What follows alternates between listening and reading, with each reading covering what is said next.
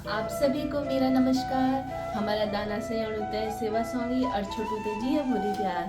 आप सबका स्वागत है मेरे YouTube चैनल ममता कुंवर ब्लॉग्स में। आज बहुत ही खास दिन है क्योंकि आज 10 जनवरी है और आज अंतर्राष्ट्रीय हिंदी दिवस मनाया जाता है। तो विशेष रूप से हम जैसे हिंदी के विद्यार्थियों के लिए तो आज बहुत बड़ा दिन है और आप सबको अंतर्राष्ट्रीय हिंदी दिवस की शुभकामनाएं देते हैं। और आज का पूरा जो ब्लॉग रहेगा वो आज के अंतर्राष्ट्रीय हिंदी सम्मेलन पर केंद्रित रहेगा। तो आइए चलते हैं, आपको ले जाते हैं अपने डेस्टिनेशन पर। और सुधीर रावत हमारे साथ में कार्यक्रम में जाने के लिए कुंवर जी भी रेडी हैं। और ये है अंबिका, ये मेरी विद्यार्थी भी है MA हिंदी की, और इसकी तरफ से भी आपको हिंदी दिवस की शुभकामनाएँ। और देखिए तेजू ने गाड़ी स्टार्ट कर ली है।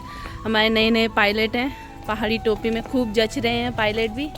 और उधर पिताश्री और माताश्री भी, इनको मिलते हुए हम रोज़ जाते हैं, इनको प्रणाम करते हुए जाते हैं। और ये हमको आशीर्वाद देते हैं कि हमारा दिन अच्छा रहे और ये हमारे खरीज भी छीने मुँह। धन्यवाद धन्यवाद। शक्ति शक्ति बुल्ला कक्ष बुल्ला कक्ष।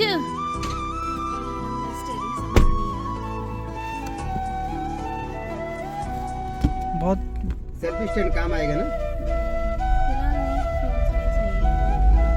और हम चले सेमिनार की ओर।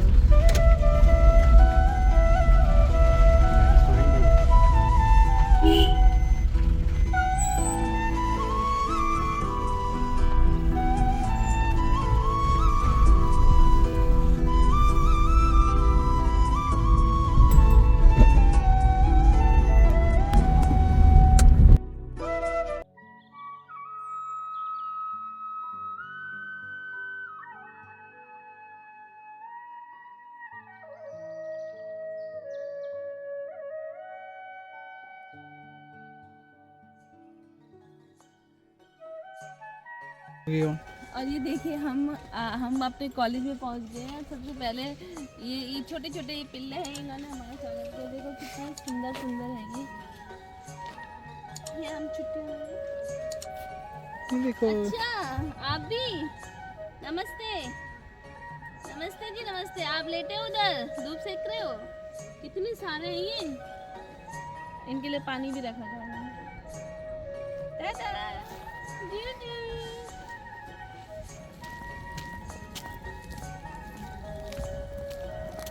ये देख रहे होंगे। नहीं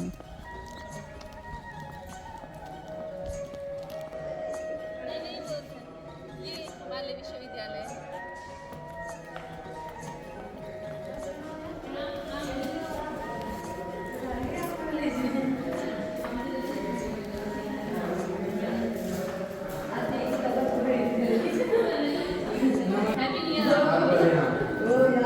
ये क्यों नहीं था, कब से देख रहा था मैडम का आए नहीं। सही बात। गांव में बोलने वाला व्यक्ति किसान जब बात करता है अपनी हिंदी में, ग्रामीण हिंदी में, उसकी एक शैली है। जब शहर में आता है व्यक्ति तो नगर में बात करता है तो नगरीय हिंदी है, उसके अपनी हिंदी बोली है। जब वो कस्बे में जाता है तो कस्बाई हिंदी बोलता है। जब मैं अपने घर में हूँ, आज जबकि पूरा विश्व अंतर्राष्ट्रीय हिंदी दिवस मना रहा है 10 जनवरी को, तो एक हिंदी के विद्यार्थी होने के नाते मेरी भारत सरकार से भी और विशेष रूप से मोदी जी से ये विनम्र आग्रह है कि हिंदी को सर्वप्रथम हमारे भारत की राष्ट्रभाषा का दर्जा दिया जाए। वो क्योंकि पूरे भारत के लिए एक संपर्क सूत्र का काम करती है। भारत का जो एक बहुत बड़ा वर्ग है, 78% लोग हिंदी को बोलते हैं प्रत्यक्ष रूप से। और अधिकांश लोगों की, चाहे वो तमिल हो, तेलुगु हो, इधर से गुजराती हो, मराठी हो, राजस्थानी हो, सभी लोगों की जो द्वितीय भाषा है संवाद की, वो हिंदी है। तो मोदी जी ने क्योंकि बहुत बड़े ऐतिहासिक काम किए हैं, धारा 370 आपने हटाई, आपने राम मंदिर जैसे एक अभिनव जो मुझे लगता है आज से 500 साल पहले कभी किसी ने कल्पना भी नहीं करी होगी कि इतना सुखद ये दिन आएगा कि भव्य राम मंदिर बनेगा। 3 तलाक पर आपने इतना बड़ा फैसला लिया है, तो हिंदी को राष्ट्रभाषा बनाने के लिए भी एक मांग पूरे देश से उठनी चाहिए और सरकार को निश्चित रूप से हिंदी राष्ट्रभाषा घोषित करनी चाहिए।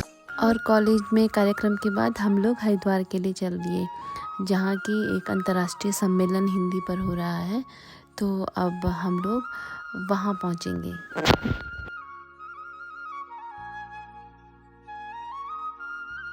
पहुंच चुके हैं फाइनली हरिद्वार में, जहां आज का ये अंतर्राष्ट्रीय सम्मेलन आयोजित किया जा रहा है। ये है हरिद्वार में ऋषिकुल ऑडिटोरियम में हम लोग हैं। तो आप देख सकते हैं वहाँ पे बैनर भी लगा है और हिंदी दिवस मनाया जा रहा है।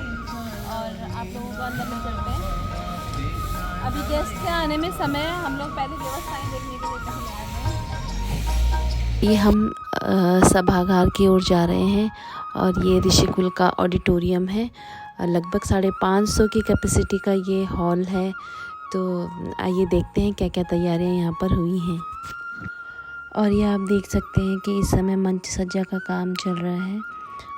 बैनर लगे जा रहे हैं और ये दिए का स्टैंड तैयार हो रखा है। यहाँ पर पहले से ही कई सारे लोग पहुँचे हुए हैं जो इस कार्यक्रम को पूरा समन्वय कर रहे हैं, देख रेख कर रहे हैं। तैयारियां लगभग पूरी हो चुकी हैं, मंच सज चुका है और अब केवल इंतज़ार है तो बाहर से आए हुए अतिथियों के स्वागत का। वो आएंगे और उसके पश्चात कार्यक्रम की शुरुआत हो जाएगी।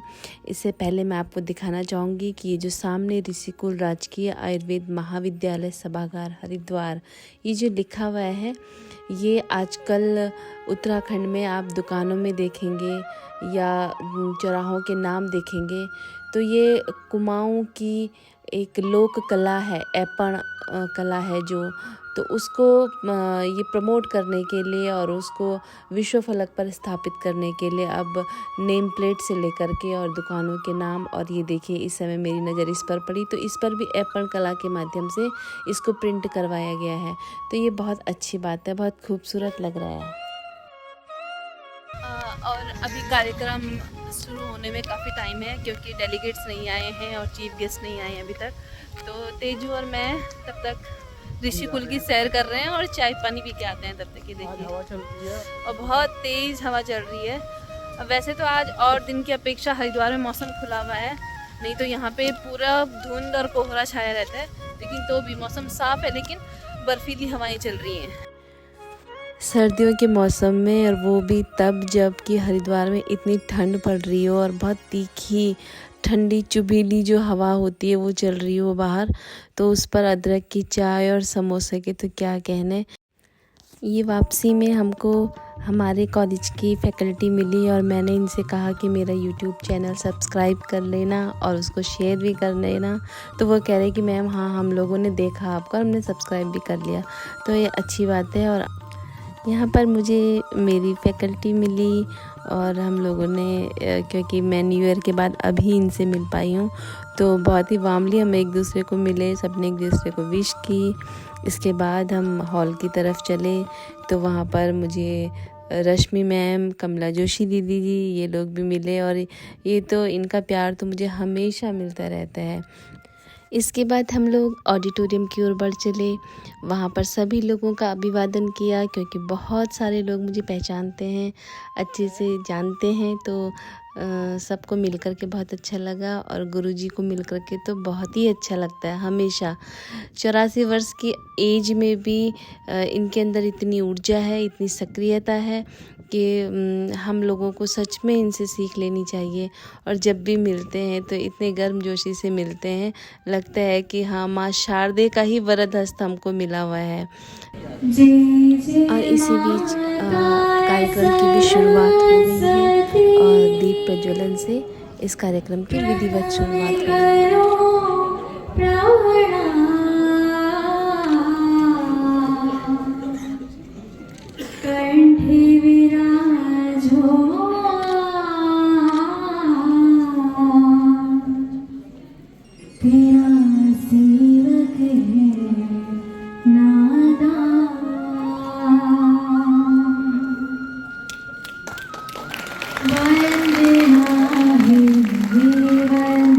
अपनी भाषा में मुस्कुराइए।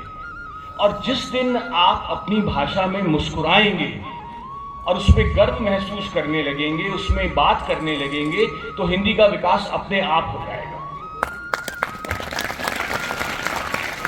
तो बस मुझे इतना ही कहना है, और अपनी भाषा पे गर्व कीजिए और सोचिए। उसका प्रयोग भी नहीं करेंगे, उसका प्रयोग करने में हमें संकोच होगा।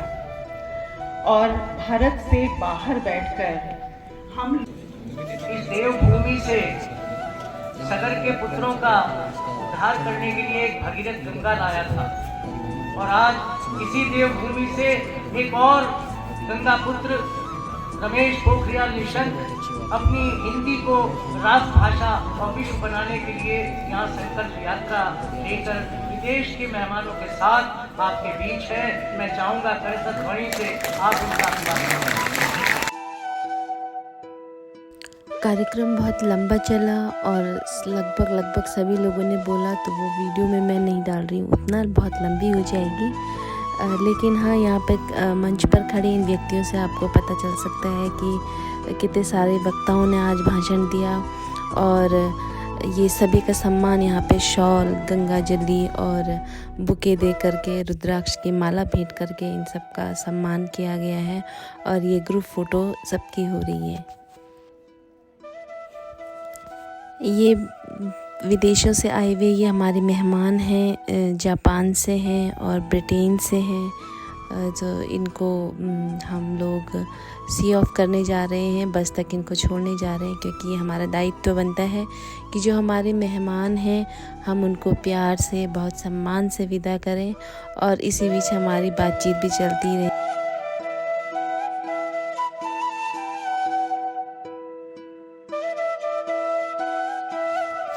और ये कार्यक्रम के अंतिम चरण में हमारे व्लॉग का भी आज यही समापन होगा।